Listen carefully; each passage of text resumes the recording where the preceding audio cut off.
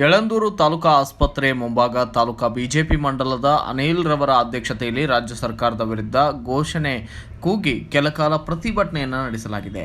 ಅಷ್ಟಕ್ಕೂ ಅವರು ಈ ವೇಳೆ ಘೋಷಣೆಗಳನ್ನು ಕೂಗಿದ್ದೇಕೆ ಮತ್ತು ಸರ್ಕಾರದ ವಿರುದ್ಧ ಅನಿಲ್ ಅವರು ಹೇಳಿಕೆಯನ್ನು ನೀಡಿದ್ದು ಏನು ಅನ್ನೋದನ್ನು ಕೇಳೋಣ ಬನ್ನಿ. ಒಂದು ವೇಳೆ ಈ ದಿನ ರಾಜ್ಯ ಸರ್ಕಾರ ನರೇಂದ್ರ ಮೋದಿಯವರು ತಂದಿರತಕ್ಕಂತಹ ಜನ ಔಷಧಿ ಕೇಂದ್ರಗಳನ್ನು ಎಲ್ಲೆಲ್ಲಿ ಸರ್ಕಾರದ ಆಸ್ಪತ್ರೆಗಳಲ್ಲಿ ಮುಚ್ಚುತ್ತಿದ್ದಾರೋ ಅದರ ವಿರುದ್ಧ ನಾವು ಪ್ರತಿಭಟನೆ ಮಾಡ್ತಾ ಇದ್ದೀವಿ. ಯಾಕಂದರೆ ಬಡವರಿಗೆ ಕೇವಲ 100 ರೂಪಾಯಿ ಹೊರಗಡೆ ಔಷಧಿ ಆದರೆ ಈ ಜನೌಷಧಿ ಕೇಂದ್ರದಲ್ಲಿ ಕೇವಲ 10 ರೂಪಾಯಿಗೆ ಸಿಗ್ತಕ್ಕಂಥ ಒಂದು ಸ್ಕೀಮನ್ನು ನರೇಂದ್ರ ಮೋದಿಯವರು ತಂದು ಜನೌಷಧಿ ಕೇಂದ್ರದಲ್ಲಿ ಬಡವರಿಗೆ ಸಿಗುವಂಥ ಒಂದು ಕೆಲಸ ಮಾಡಿದರು.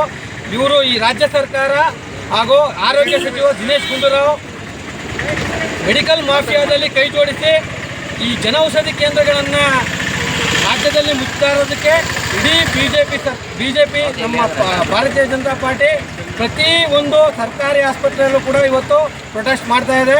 ಹಾಗಾಗಿ ನಾವು ರಾಜ್ಯ ಸರ್ಕಾರಕ್ಕೆ ಒತ್ತಾಯಿಸೋದೇನೆಂದರೆ ಜನೌಷಧಿ ಕೇಂದ್ರಗಳನ್ನು ಯಾವುದೇ ಕಾರಣಕ್ಕೂ ಮುಚ್ಚಬಾರ್ದು.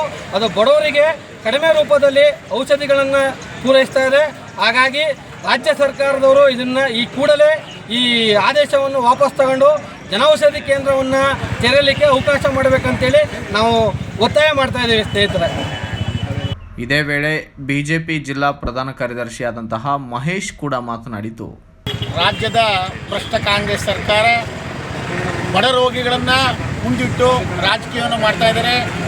ಇವತ್ತು ದಿನೇಶ್ ಗುಂಡೂರಾವ್ ಅವರ ಹೇಳಿಕೆ, ಅವರು ನಡೆದುಕೊಳ್ಳುತ್ತಿರುವ ರೀತಿಯನ್ನು ನೋಡಿದ್ರೆ ಇದು ಸರ್ವಸಾಮಾನ್ಯರಿಗೂ ತಿಳಿಯುವಂಥ ವಿಚಾರ. ಬಂಧುಗಳೇ, ಇವತ್ತು ಆರೋಗ್ಯದ ವಿಚಾರದಲ್ಲಿ ಬಡವರು ಆಸ್ಪತ್ರೆಗಳಲ್ಲಿ ಹಾಗೂ ಮೆಡಿಕಲ್ ಶಾಪ್ಗಳಲ್ಲಿ ಅತಿ ಹೆಚ್ಚು ಹಣವನ್ನು ವ್ಯಯಿಸಿ ಅವರ ಆರೋಗ್ಯವನ್ನು ಕಾಪಾಡಿಕೊಳ್ತಿದ್ರು.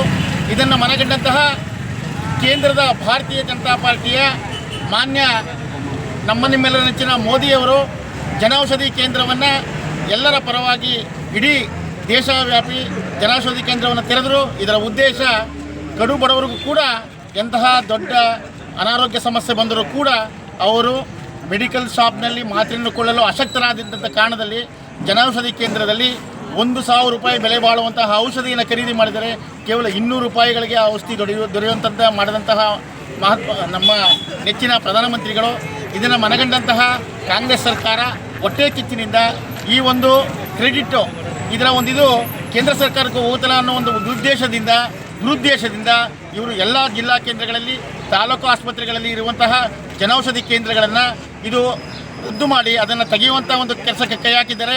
ಇದು ಖಂಡಿತವಾಗಿಯೂ ಎಲ್ಲ ಅನಾರೋಗ್ಯದ ಎಲ್ಲ ಸಾರ್ವಜನಿಕರ ಶಾಪ ಖಂಡಿತವಾಗಿ ರಾಜ್ಯ ಸರ್ಕಾರ ಭ್ರಷ್ಟ ಕಾಂಗ್ರೆಸ್ ಸರ್ಕಾರಕ್ಕೆ ತಟ್ಟುತ್ತೆ ಅನ್ನೋ ಮಾತನ್ನು ಹೇಳ್ತಾ, ರೋಗಿಗಳು ಇವತ್ತು ಆರೋಗ್ಯವಾಗಿ ತಮ್ಮ ಮನೆಯಲ್ಲಿ ಸಮಾಧಾನದಿಂದಿದ್ದಾರೆ.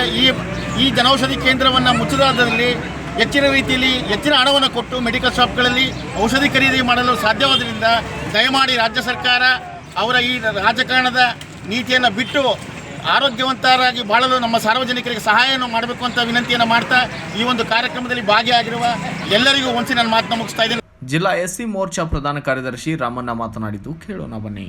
ಕೇಂದ್ರ ಸರ್ಕಾರ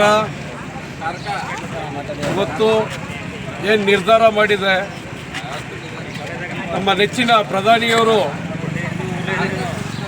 ಬುಡಕಟ್ಟು ಜನಾಂಗದಿಂದ ನಾಡಿನ ಎಲ್ಲ ಸಮಸ್ತ ಜನ, ಕೆಳವರ್ಗದ ಜನ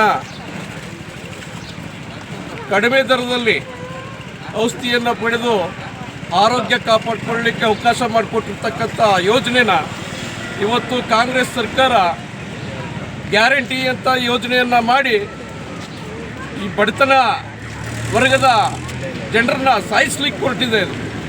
ಇವರಿಂದನೇ ಕೀಳಂಥದ್ದು, ಇವರಿಂದನೇ ಕಿತ್ತು ಇವ್ರಿಗೆ ಕೊಡೋಂಥದ್ದು. ಈ ಕೆಲಸನ ಮಾಡಲಿಕ್ಕೆ ಎಲ್ಲ ಯೋಜನೆಗಳಿಗೂ ಎಲ್ಲ ರೀತಿಯಲ್ಲೂ ಕೂಡ ಯೋಚನೆ ಮಾಡಿ ಕೊನೆಗೆ ಔಷಧಿಗೂ ಕೂಡ ಬಂದಿದ್ದಾರೆ. ಇವತ್ತು ಮನುಷ್ಯ